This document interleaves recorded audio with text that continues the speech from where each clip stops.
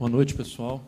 A gente está continuando hoje essa série sobre o quarto secreto. Queria poder orar mais uma vez aqui. A gente já cantou algumas músicas e um dos objetivos, na verdade o grande objetivo dessa série, colocada justamente nesse primeiro mês do ano, eu disse isso há 3 domingos atrás, é que nós queremos orar. A gente não quer simplesmente aqui, durante esse mês, falar sobre a oração, discutir sobre a teologia da oração, conhecer modelos de oração. A gente quer efetivamente orar. A gente quer aprender a ter uma vida de oração, a gente quer orar mais e quer orar melhor. Então, é muito importante que a gente tenha isso em vista, em mente, para que aquilo que a gente ouve não se perca simplesmente ao longo da semana, mas que possa ser transformado, de fato, em oração, em vida de oração. É isso que nós queremos com essa série. Então, vamos fazer mais uma oração, nesse momento, que a gente vai abrir a palavra e refletir um pouquinho.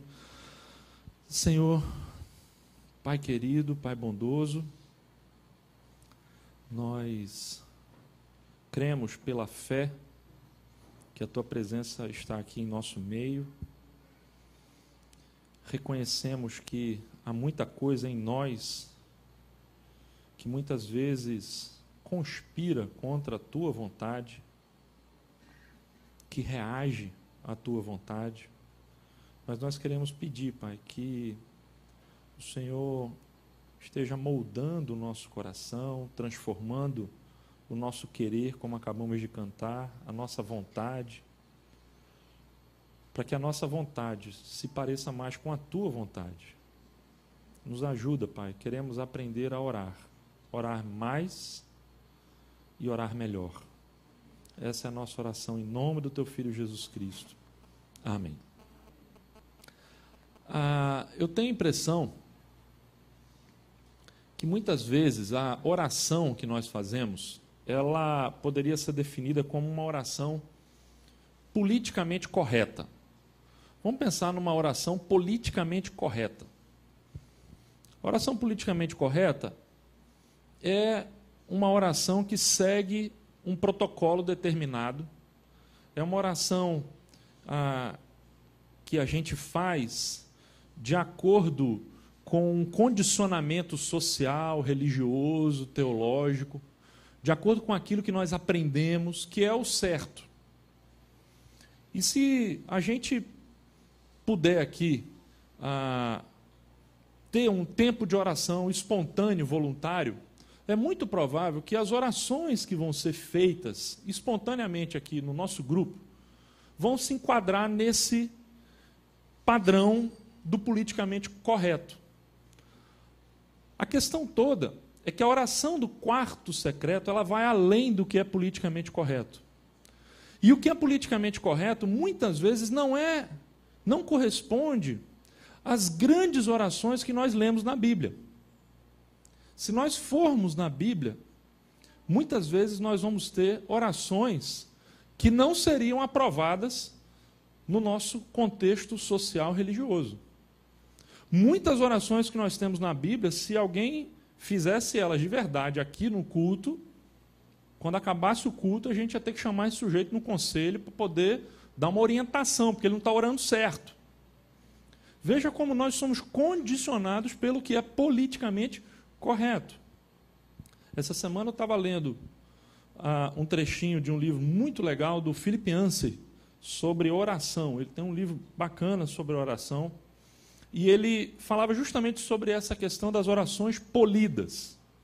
Ele falava que na igreja dele tem o costume, o hábito, de ao longo durante o culto, ter um tempo em que as pessoas podem orar espontaneamente.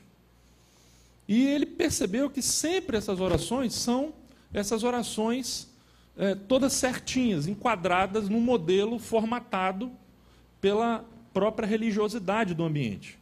Até que um dia, uma moça levantou e fez uma oração que impactou profundamente o sujeito. E ele transcreve essa oração no livro. Eu queria ler essa oração para você. Veja só, no meio de um culto, alguém se levanta e faz essa oração. Deus, eu te odiei depois do estupro.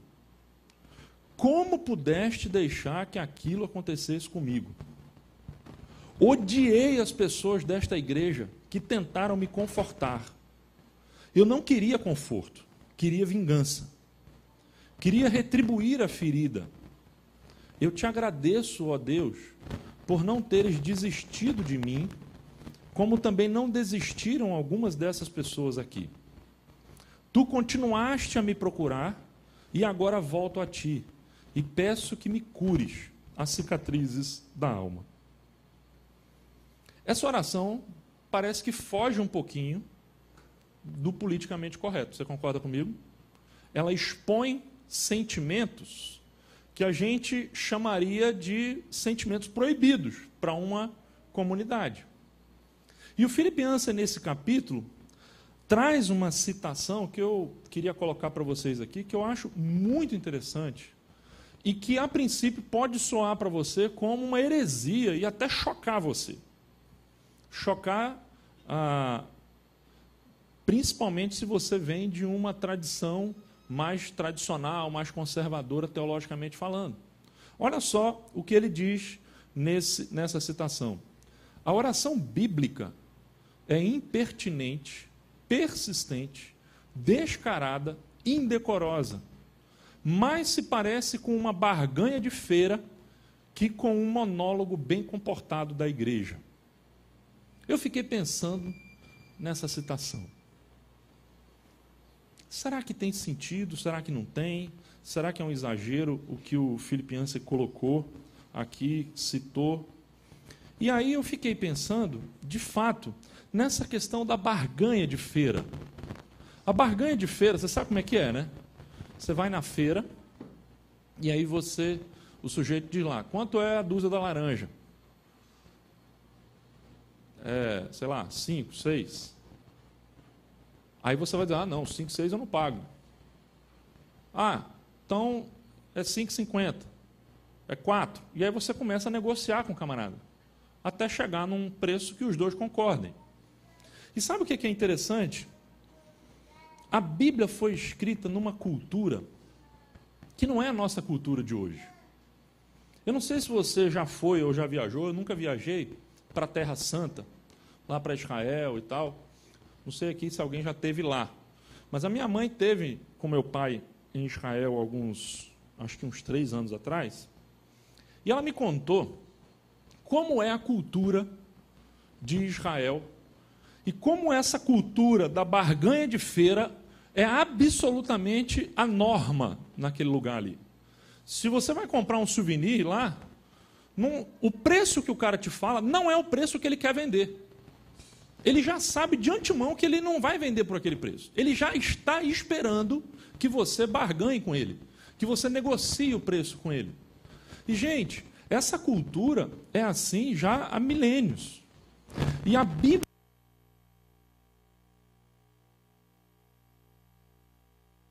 Opa, chegou. A Bíblia foi moldada nessa cultura do negociante.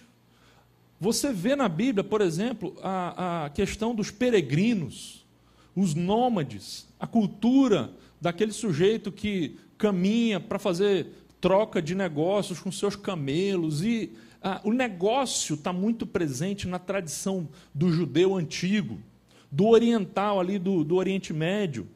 E, gente, o que nós vemos na Bíblia, muitas vezes, em termos de diálogo com Deus, é condicionado, sim, por essa cultura da negociação e da barganha. E você deve estar pensando, o que você está querendo dizer? Eu quero dar para você 3 exemplos de como a oração, de como o diálogo com Deus, muitas vezes é, de fato, uma negociação. Nós temos 3 casos na Bíblia que são muito interessantes para a gente pensar nessa questão de um conflito de vontades. Vamos pensar no primeiro caso, o caso de Abraão. Eu não quero contar a história toda de Abraão, vou citar alguns casos aqui.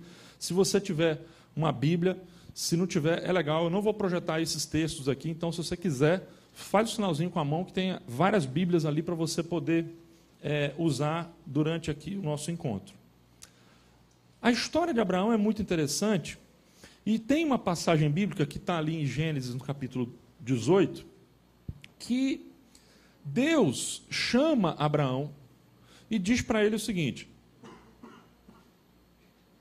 Abraão, eu vi a maldade, eu estou vendo a maldade de duas cidades, Sodoma e Gomorra, e a coisa para eles já chegou no limite. Eu vou destruir essa cidade, eu vou destruir aquele pessoal todo lá, porque não dá, chegou na tampa. Eu preciso exercer minha justiça e tal. A questão toda é que Abraão tinha naquela cidade parentes. Mais especificamente, ele tinha o sobrinho dele, que era Ló. E aí é interessante o que vai acontecer em seguida, porque Abraão começa uma negociação com Deus. É isso que acontece. Você vai ver ali, veja especificamente no versículo 23, Abraão aproximou-se dele e disse: exterminarás o justo com o ímpio? E se houver 50 justos na cidade, ainda a destruirás e não pouparás o lugar por amor aos 50 justos que nele estão? Longe de ti fazer tal coisa, matar o justo com o ímpio, tratando o justo e o ímpio da mesma maneira, longe de ti. Não agirá com justiça o juiz de toda a terra? O que você está percebendo? Abraão está argumentando com Deus. Ele não está fazendo aqui uma oração politicamente correta, toda enquadradinha, não. Ele está diante de Deus falando: Deus, eu não estou entendendo nada, não está coerente esse negócio, eu não estou conseguindo entender, então vamos negociar, Deus. Eu tenho meu sobrinho lá, que história é essa? E ele começa a negociar. E Deus aquece. Deus chega e diz assim: se tiver 50 justos, eu não vou destruir a cidade. E Abraão continua, porque Abraão consegue lembrar de Ló e da sua família, e ele fica imaginando: deve ter mais gente lá como meu sobrinho. Só que ele não sabe. Então, para garantir, ele fala: Senhor, mas e se tiver 45? O Senhor vai destruir a cidade? E Deus diz: não, se tiver 45, não vou destruir. Aí Abraão para pensar um pouco: Senhor, se tiver 40, o Senhor vai destruir a cidade? E Deus diz: não, não vou destruir. E Abraão chega e diz: Senhor, me perdoa a minha audácia, a minha até arrogância, mas se tiver 30, o Senhor vai destruir? E Deus diz: não, não vou destruir. Abraão, então, fala: tudo bem, Senhor, mas vamos que só tenha 20. Você está percebendo a barganha de feira? E aí Deus diz: não, não vou destruir. E Abraão fala: Senhor, é a última vez, eu prometo que eu não vou mais do que isso. Mas assim, se tiver 10, o Senhor vai destruir? E Deus diz: não, se tiver 10 eu não destruo. Então, eu estou trazendo isso aqui, gente, apenas para levar você a pensar como que esse diálogo com Deus, muitas vezes, na história bíblica, que não é condicionada pelo nosso culto todo comportadinho de hoje, é, sim, muitas vezes, uma negociação, é uma luta com Deus. O segundo exemplo que eu teria para você, para te mostrar isso, é o exemplo de Moisés. Moisés é o segundo exemplo que nós trazemos aqui, e eu quero colocar esse exemplo ali no livro de Êxodo, no capítulo 32. Gente, Moisés foi o líder escolhido por Deus para libertar aquele povo da escravidão no Egito.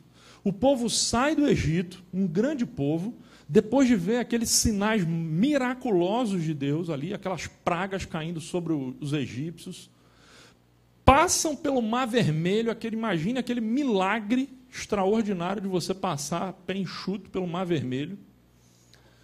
E aí, então, chegam no lugar que Deus vai entregar as leis a Moisés. Moisés sobe no monte, Deus vai entregar as leis, e chega um momento em que ali aquele momento de Abraão com Deus, de Moisés com Deus, está terminando, Moisés já vai descer o monte, e Deus sabe e vê o que acontece. O povo já tinha feito ídolos de ouro, de prata, já tinha criado uma liturgia da idolatria ali, e já estava adorando os deuses do Egito Antigo, do lugar de onde eles tinham saído. E aí Deus diz o seguinte, veja só, isso está em Êxodo 32, de 9 a 14. Disse o Senhor a Moisés: tenho visto que este povo é um povo obstinado. Deixe-me agora para que a minha ira se acenda contra eles e eu os destrua. Depois farei de você uma grande nação. Você percebeu qual foi a palavra de Deus para Moisés? Moisés, esquece esse povo. Esse povo não tem jeito, é incorrigível. Eu vou destruir esse povo e eu vou fazer de você. Você sim. Você vai ser o cara que eu vou fazer de você a grande nação. Esquece esse povo, vou matar todo mundo. Olha o que Moisés vai dizer. Moisés, porém, suplicou ao Senhor, o seu Deus, clamando: ó Senhor, por que se acenderia a tua ira contra o teu povo, que tiraste do Egito com grande poder e forte mão? Por que diriam os egípcios: foi com intenção maligna que ele os libertou, para matá-los nos montes e bani-los da face da terra? Arrepende-te do fogo da tua ira, Deus. Tem piedade e não tragas este mal sobre o teu povo. Lembra-te dos teus servos Abraão, Isaque e Israel, os quais juraste por ti mesmo: farei que os seus descendentes sejam numerosos como as estrelas do céu, e lhes darei toda esta terra que lhes prometi, que será a sua herança para sempre. Veja, Moisés está fazendo o quê? Negociando com Deus. É a barganha da feira. Ele está aqui argumentando com Deus. Ele usa dois argumentos principais. O primeiro é o seguinte: Senhor, depois de tudo que o Senhor fez no Egito, se o Senhor matar esse povo no deserto, o Senhor está dando argumento e razão para os egípcios zombarem do Senhor. E segundo, e a promessa que o Senhor fez a Abraão, Isaque e Jacó? Não vai cumprir? Ou seja, Moisés se agarra nas promessas e nas ações de Deus na hora da oração. E aí, gente, algo que é absolutamente surpreendente aqui no texto está escrito. Se você tem coração forte, ouça o que a Bíblia diz. E sucedeu que o Senhor arrependeu-se do mal que ameaçara trazer sobre o povo. Como é que é isso? Quer dizer que, então, a argumentação de Moisés fez Deus se arrepender, mudar de ideia, desistir do que ele tinha feito? É algo, no mínimo, curioso. É algo, no mínimo, que deixa a gente diante de um mistério. Porque a mesma Bíblia que está dizendo isso aqui, diz que Deus não é homem para que se arrependa. Então, nós estamos diante de um mistério. Se a gente tentar compreender esse diálogo, bem como o diálogo de Abraão com Deus, dentro da cultura da barganha de feira, da cultura antiga, nós vamos, por exemplo, aqui, nos perguntar: será que Deus realmente ia destruir aquele povo? Ou será que ele não estava testando Abraão naquele momento? Melhor, Moisés, desculpe.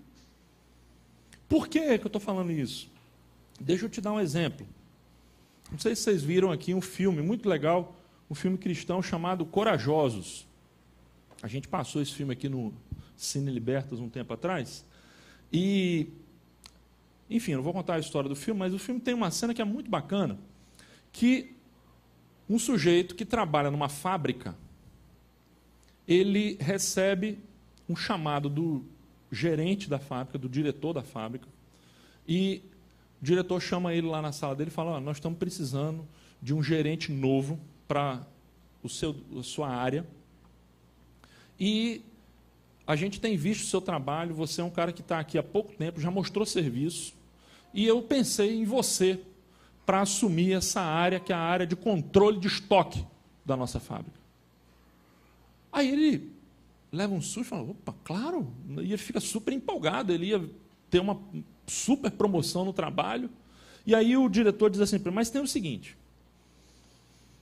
eu preciso saber até que ponto você está realmente comprometido comigo, comprometido com o time, comprometido com a empresa. E aí ele falou que ia chegar um carregamento, um determinado estoque, e que ele queria que o sujeito fizesse um registro daquela mercadoria errado. Que ele, em suma, mentisse. Era um esquema de corrupção que tinha dentro da empresa, e ele falou, olha, se você quiser, o emprego é seu, mas eu preciso saber se você está disposto a fazer isso. Quero que você me dê uma resposta amanhã de manhã. O sujeito foi para casa, imagine a crise. Diante de uma possibilidade de promoção, mas teria que comprometer a sua integridade, a sua honestidade. E ele foi para casa, conversou com a mulher, refletiu, fez a sua oração, e chegaram à conclusão de que ele não podia simplesmente alcançar ou buscar o sucesso a qualquer custo, que ele não ia sacrificar a integridade dele por causa daquela promoção. E ele voltou para o gerente no outro dia, e o gerente perguntou, e a sua resposta, qual é? E ele disse assim, olha, eu fiquei muito lisonjeado do senhor me procurar, me dar essa oportunidade, mas eu não posso fazer isso. Eu sou um cristão, eu tenho meus princípios, e eu não posso me comprometer com uma coisa errada como essa, de fazer um negócio escuso como esse, e eu não vou, então, aceitar, eu só pode procurar outra pessoa. Naquele momento, o diretor olha para ele, estende a mão e diz, o emprego é seu. Isso, na verdade, foi um teste que eu fiz para saber se você é um cara que eu posso realmente confiar, se você é um cara de caráter. Eu fiquei pensando nessa história de Moisés e fiquei pensando se Deus muitas vezes não faz isso com a gente. O texto da semana passada, Salmo 139, era a oração que dizia assim, Senhor, prova-me. Será que Deus muitas vezes não prova a gente dessa maneira? O que Moisés está fazendo aqui é sendo íntegro diante de Deus. E falando, Senhor, o Senhor não pode fazer isso porque eu sou um Deus íntegro. O Senhor tirou esse povo do Egito, o Senhor não pode fazer isso. Gente, o que nós temos aqui então é um diálogo profundo que mostra não só o caráter de Deus, mas o caráter de Moisés também. E por que Moisés tinha sido escolhido para ser o líder daquele povo. O terceiro exemplo que eu queria dar para vocês sobre essa questão da negociação é o exemplo de Ezequias. Talvez esse seja o mais desconhecido dos três. Mas Ezequias foi um rei de Israel. E eu queria ler um pequeno trechinho. Ezequias foi um rei muito bom. Foi um rei extraordinário. E lá, no segundo livro de Reis, diz assim, queria ler só esses primeiros versículos aí. Naquele tempo, Ezequias ficou doente, quase morreu. O profeta Isaías, filho de Amós, o mesmo Isaías que é o profeta Isaías da Bíblia, foi visitá-lo e lhe disse, assim diz o Senhor, ponha em ordem a sua casa, pois você vai morrer. Não se recuperará. Ezequias virou o rosto para a parede e orou ao Senhor. Lembra-te, Senhor, como tenho te servido com fidelidade, com devoção sincera, tenho feito o que tu aprovas. E Ezequias chorou amargamente. Antes de Isaías deixar o pátio intermediário, no palácio, a palavra do Senhor veio a ele, volte e diga a Ezequias, líder do meu povo, assim diz o Senhor, Deus de Davi, seu predecessor. Ouvi sua oração, vi suas lágrimas, eu o curarei. Daqui a 3 dias você subirá ao templo do Senhor. Acrescentarei 15 anos à sua vida e livrarei você e esta cidade das mãos do rei da Assíria. Defenderei esta cidade por causa de mim mesmo e do meu servo Davi. estamos diante de mais uma negociação, de mais um texto esquisito da Bíblia. Mais um texto politicamente, e aqui, como não é politicamente, eu vou falar, mais um texto teologicamente incorreto.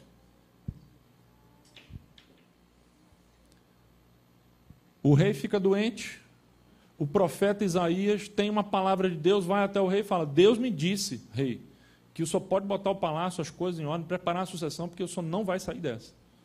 Não tem cura, vai morrer mesmo. Ezequias não aceita isso. Ele dobra os seus joelhos, chora, ora ao Senhor.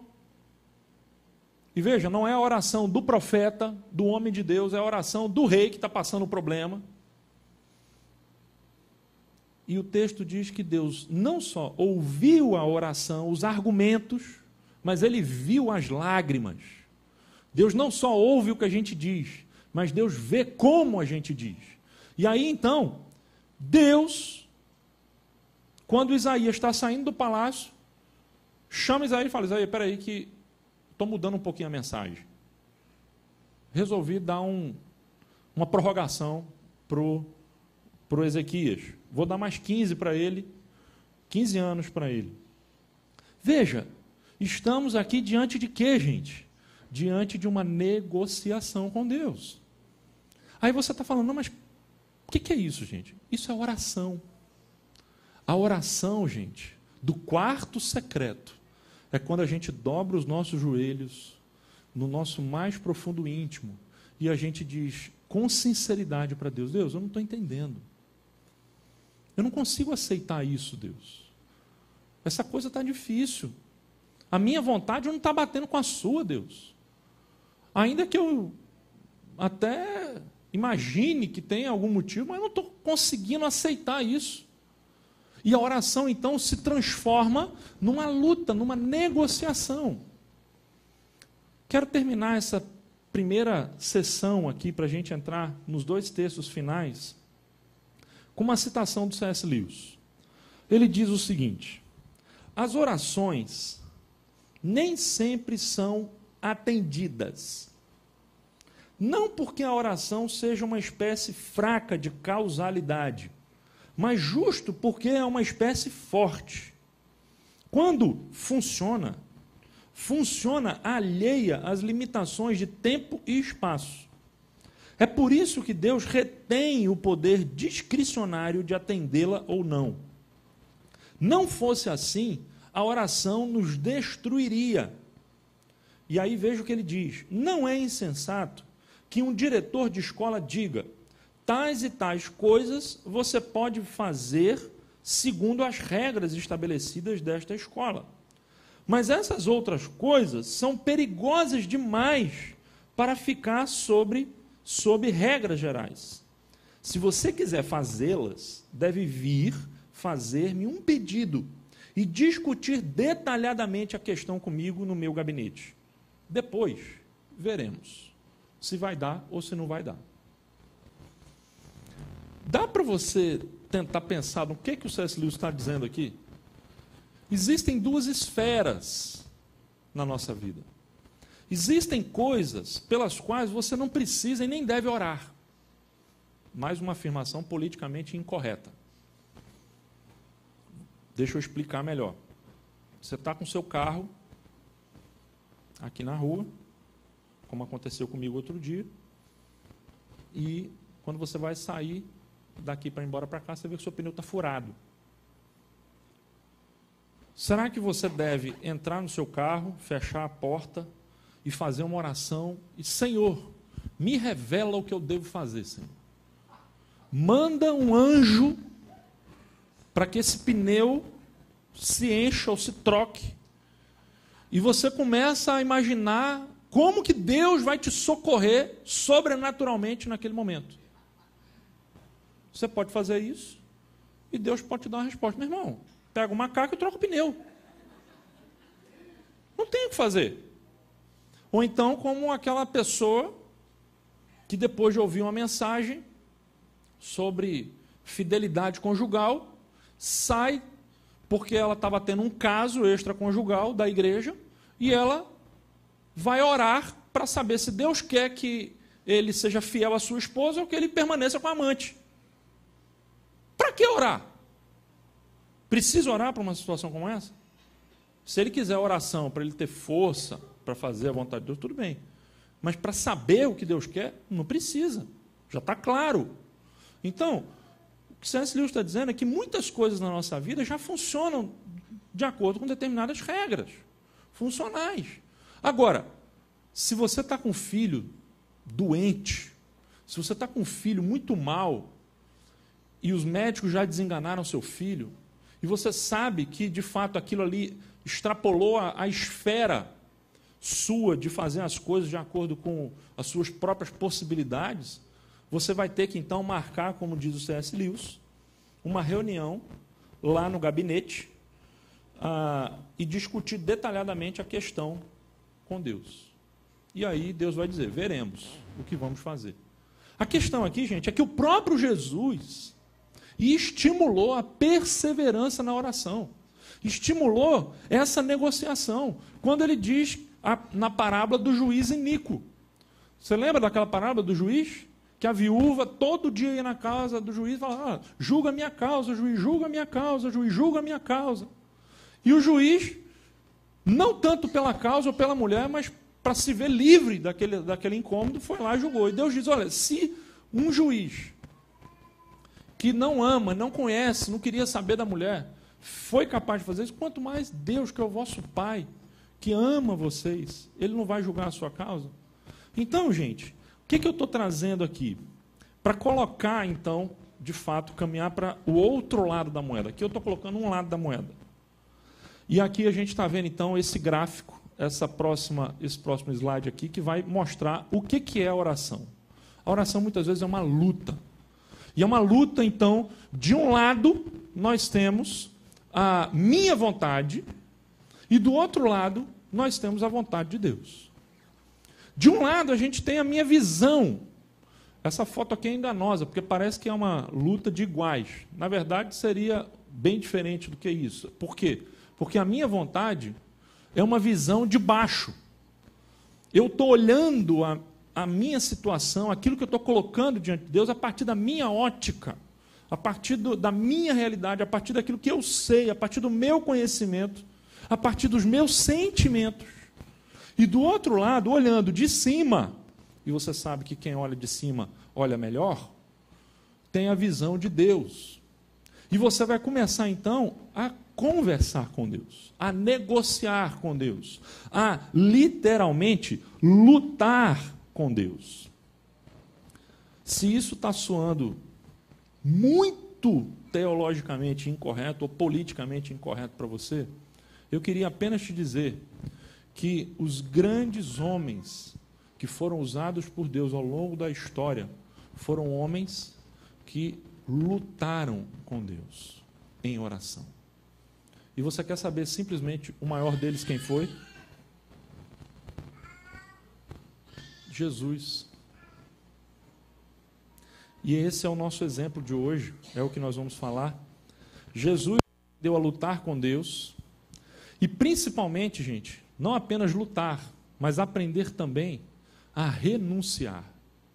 Porque nós colocamos 3 exemplos no início, de Abraão, de Moisés, de Ezequias. Poderíamos citar também Jó, poderíamos citar Jacó, homens que lutaram, Jacó literalmente, né, com Deus, mas obtiveram uma resposta positiva nessa luta.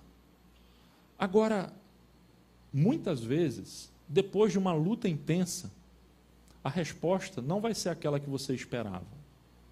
E aí você vai ter que caminhar pela renúncia. Existe, então, a oração da renúncia, expressão do Richard Foster no livrinho Oração, Refúgio da Alma. E ele explica, antes que a gente dê, então, o exemplo de Jesus e o de Paulo também, o seguinte: estamos falando da crucificação da vontade, não da sua obliteração. A crucificação está sempre vinculada à ressurreição. Deus não está destruindo nossa vontade, e sim transformando-a de modo que depois de um processo que envolve tempo e experiência, possamos então desejar o que ele deseja. Lembra que eu coloquei um quadro ali, a minha vontade de um lado e do outro o quê? A vontade de Deus. A oração então surge como uma luta nessas duas vontades. Muita gente pensa que a oração da renúncia é simplesmente a gente meter um xizão, pá, pá, na minha vontade. E dizer, Senhor, isso aqui está eliminado. O negócio é renunciar à minha vontade e à tua que permanece.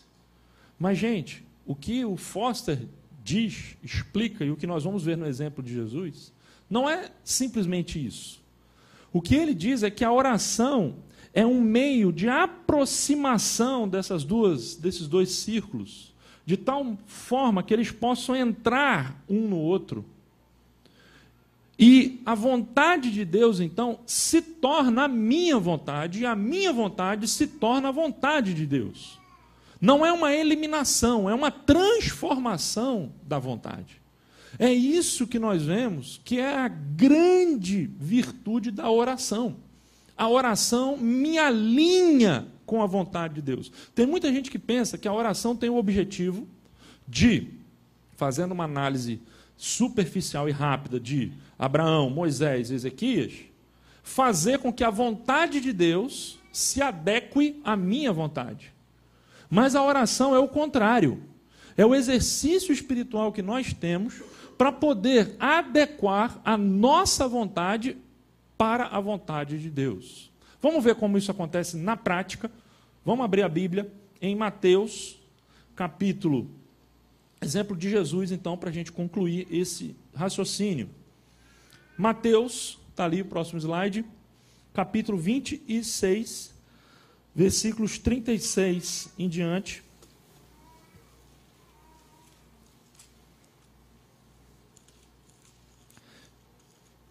Essa, gente, é a passagem de Jesus no Getsêmani.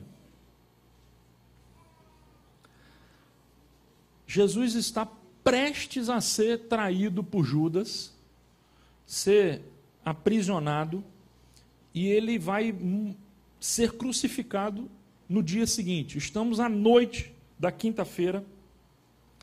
Jesus está ali com seus discípulos. Veja só o que diz o texto. Jesus foi com seus discípulos para um lugar chamado Getsêmani e lhes disse: sentem-se aqui enquanto vão ali orar.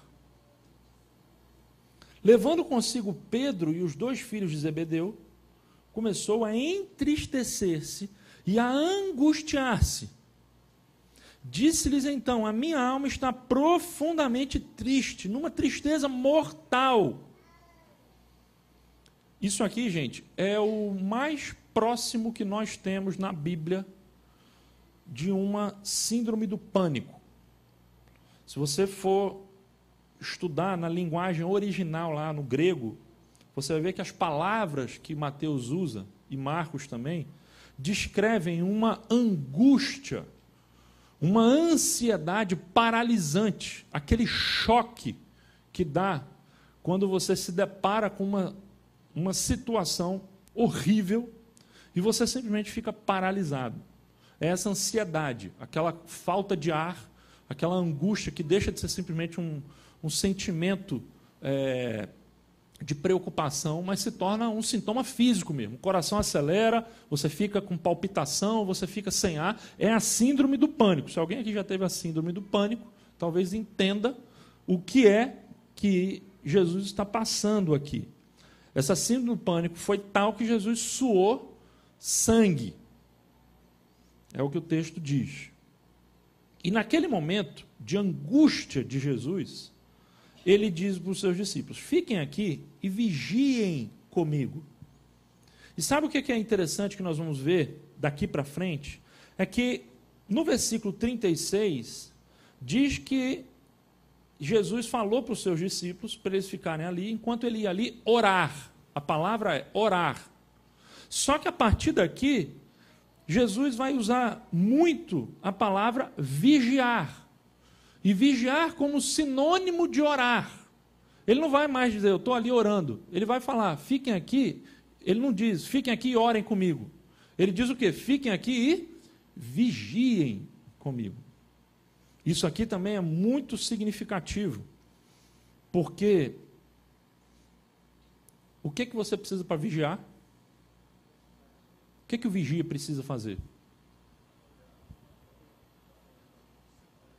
Condição básica número 1, essencial para o vigia, ele não dormir. Certo? Porque se ele dormir, ele não vai vigiar.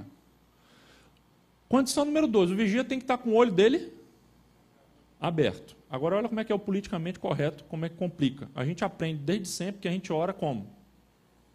De olho fechado. Só que como é que a gente vai vigiar de olho fechado? Percebe? É meio que uma ironia que tem no texto, mas o que nós temos aqui é a necessidade da oração de olhos abertos. Muito abertos. Porque o perigo é real e é imediato. Olha só o que o texto diz. Indo um pouco mais adiante, prostrou-se com o rosto em terra e orou. Meu pai, se for possível, afasta de mim este cálice. Contudo, não seja como eu quero, mas sim como tu queres. Isso aqui não parece um pouco a oração de Abraão, a oração de Moisés e a oração de Ezequias? Isso não se parece com uma barganha de feira? Isso não se parece com alguém que está falando, olha, peraí, vamos negociar, Deus. Eu sei que eu vim para essa hora, eu sei que esse é o meu momento, mas, Senhor, está dando frio na barriga muito forte. Eu queria, tem um outro jeito, Deus? Tem alguma outra possibilidade que não seja passar por isso?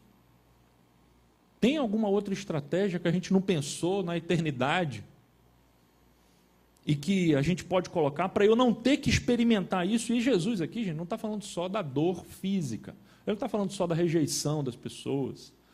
Essa angústia de Jesus é essencialmente isso. Quem nos diz de uma forma muito legal é o Timothy Keller, no livro A Cruz de Cristo.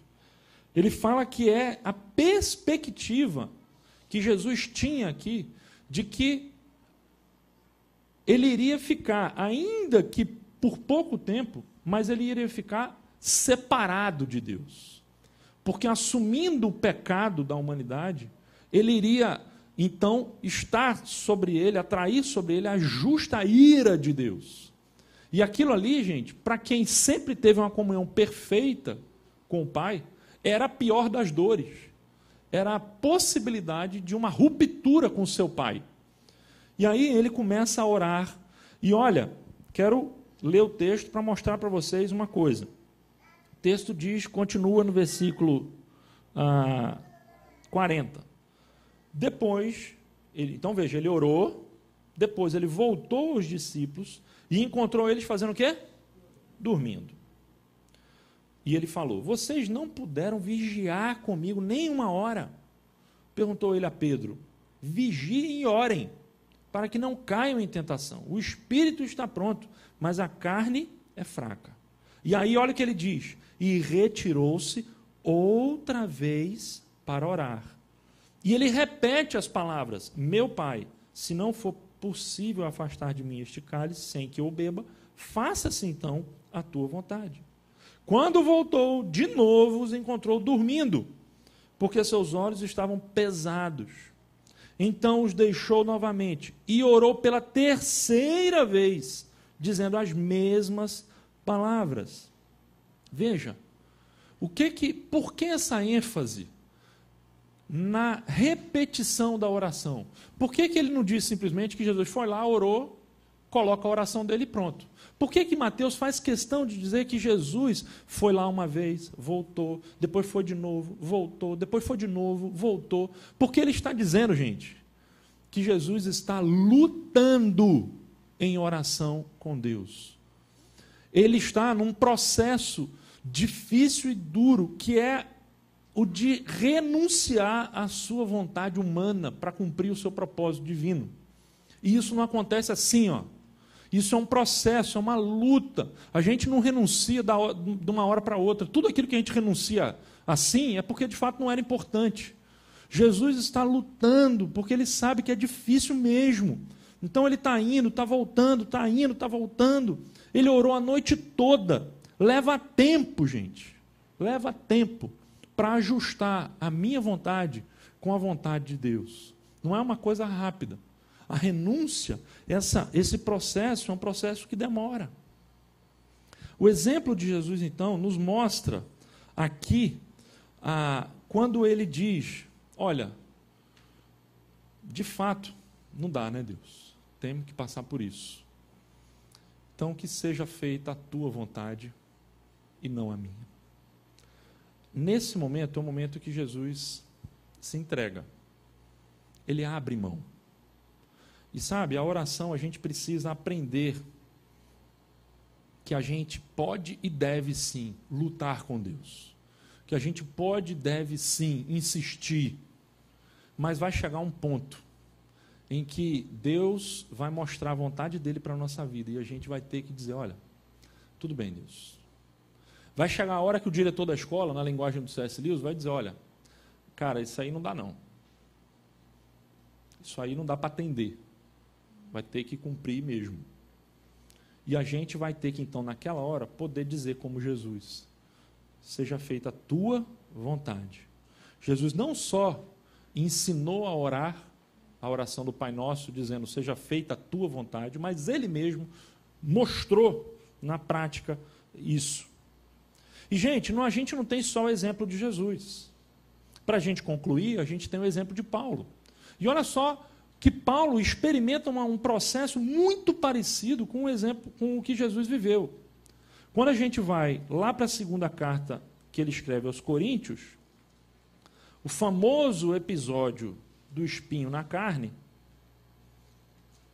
olha só, segunda carta de Paulo aos Coríntios, capítulo 12, 7 a 10. Paulo teve algumas visões extraordinárias de Deus, da grandeza de Deus. E aí olha o que ele diz, versículo 7. Para impedir que eu me exaltasse por causa da grandeza dessas revelações, foi-me dado um espinho na carne, um mensageiro de Satanás, para me atormentar 3 vezes. É engraçado que Jesus também orou quantas vezes? 3 vezes. Paulo, a mesma coisa, 3 vezes. O 3 na Bíblia tem um significado especial, gente, de ser uma coisa completa, intensa. 3 vezes roguei ao Senhor que o tirasse de mim. Mas ele me disse, minha graça é suficiente para você, pois o meu poder se aperfeiçoa na fraqueza. Portanto, eu me gloriarei ainda mais alegremente em minhas fraquezas, para que o poder de Cristo repouse em mim. Por isso, por amor de Cristo, e veja que palavras fortes, regozijo-me nas fraquezas, nos insultos, nas necessidades, nas perseguições, nas angústias, pois quando sou fraco é que sou forte. Mais um exemplo, e aqui a gente aprende algo a mais. O que a gente aprende aqui, gente, é que existem muitas razões que estão além da nossa capacidade visual de percepção. Quando a minha vontade, quando depois de muita negociação, eu não encontro um eco, uma resposta positiva em Deus, daquilo que eu acho que tem que ser, ao invés de eu pensar que Deus, Ele é um Deus mau, que Deus deixou de ser bom, que Ele não tem qualidades, eu vou entender ou pensar que tem muita coisa que eu não sei, que eu não conheço. Que Deus tem muitos motivos que não são claros para mim. E que ainda que alguma coisa aparentemente absurda, sem nexo, aconteça na minha vida, ao invés de eu descrer de Deus, eu preciso começar a descrer de mim mesmo. Ao invés de colocar dúvidas sobre o caráter de Deus, eu preciso começar a colocar dúvidas sobre as minhas próprias convicções sobre Deus. Se eu não tentei encaixotar Deus dentro da minha teologia, dentro daquilo que eu penso que ele tem que fazer. E outra, o que a gente aprende com Paulo aqui? É que o não de Deus é parte essencial, gente, do desenvolvimento da nossa fé. Por quê? Por uma razão simples, porque Deus não é um pai que mima ninguém. Deus, se tem uma coisa que a gente aprende na Bíblia, é que Deus não gosta de filho mimado. Ele não quer ter filho mimado. Você sabe o que é o filho mimado? Filho mimado é aquele que sempre quer tudo, e o pai sempre dá tudo, e diz tudo, tudo bem. Deus, para o nosso bem, ele precisa muitas vezes dizer não para a gente. E dizer não por uma razão. A razão é para a gente amadurecer. Porque quem nunca ouve não, se torna um filho mimado. Não aprende a lidar com as adversidades da vida, não aprende a lidar com as fraquezas da vida. E aí, então, é por isso que Paulo vai dizer: eu, então, posso me gloriar nas minhas fraquezas. Depois ele vai dizer: eu posso me regozijar nos insultos, nas necessidades, nas perseguições, nas angústias. Isso me lembra um pouco o Augusto Cury, quando ele diz naquele livro Pais Brilhantes, Professores Fascinantes, ele diz o seguinte: pais... não sei se é brilhante, fascinante, é bons pais, é isso mesmo, bons pais... não, eu sei, mas ele fala do bom e do... o fascinante, né? Beleza, é isso mesmo. Ele fala assim: bons pais preparam seus filhos para o sucesso. Pais brilhantes preparam seus filhos para os fracassos. É bacana isso, não é? Deus, você acha que é um pai bom ou um pai brilhante? Eu acho que ele é mais do que brilhante. Deus quer nos preparar não apenas para o sucesso, mas ele quer nos preparar também para os fracassos, para as fraquezas. E é por isso que o não muitas vezes acontece. É por isso que nós precisamos, então, aprender a fazer a oração da renúncia. Eu queria, já conversei muito sobre isso, já passei da minha hora, eu queria simplesmente deixar para você um questionamento. Quero deixar para você um questionamento hoje. Quem sabe, para você pensar durante essa semana, discutir lá no seu pequeno grupo.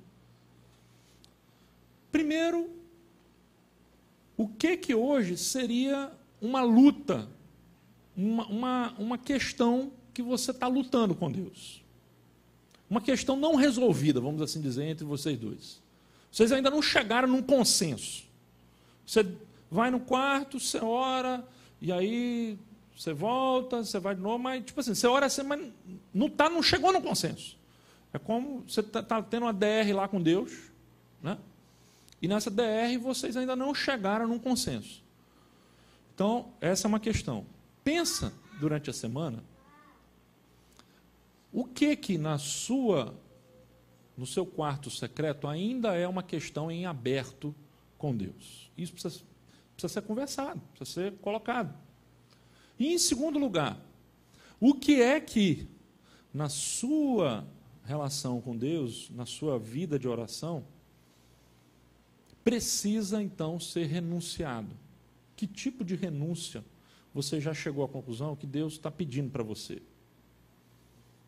De que Deus pode estar falando para você? Olha, isso aí não vai dar não, meu amigo. Você tem que...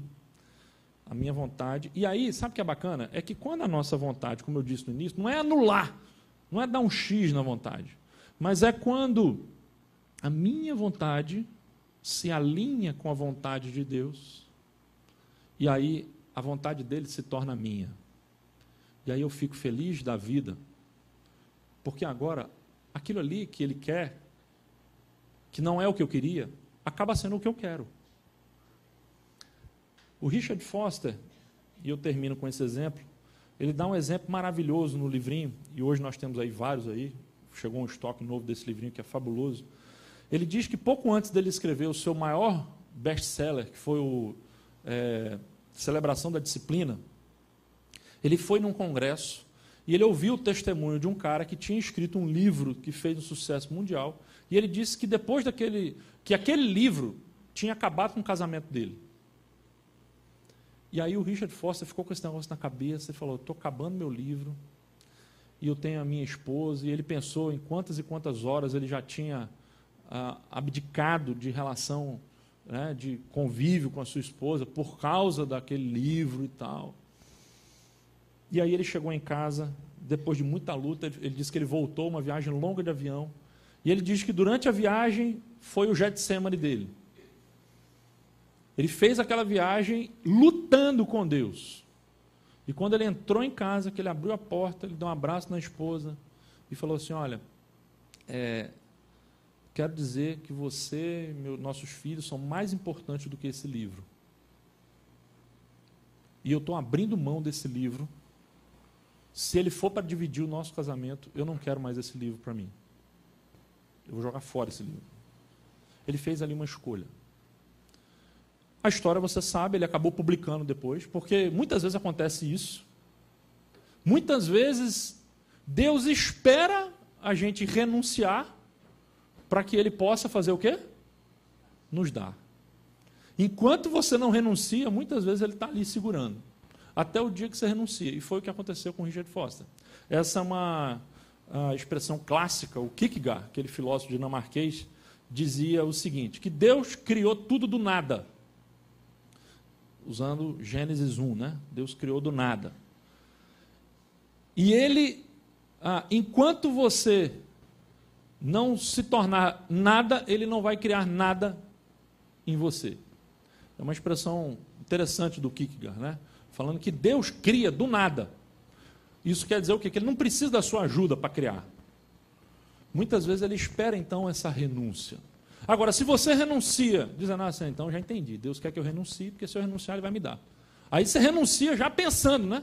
Aí, meu irmão, você não entendeu nada, furada total, porque aí você já está na barganha, assim, para lá do que é o que de fato a Bíblia está dizendo. Enfim, queria que a gente pensasse essa semana nesses dois aspectos. Qual é o seu assunto não resolvido nessa discussão? Não tenha medo de fazer orações politicamente incorretas com Deus. Não tenha medo. Não tenha medo de dizer, não, mas isso aqui, o que o pastor pensaria se eu falasse com Deus assim, que eu estou com raiva? O que Deus pensaria se eu falasse que eu estou revoltado com essa situação?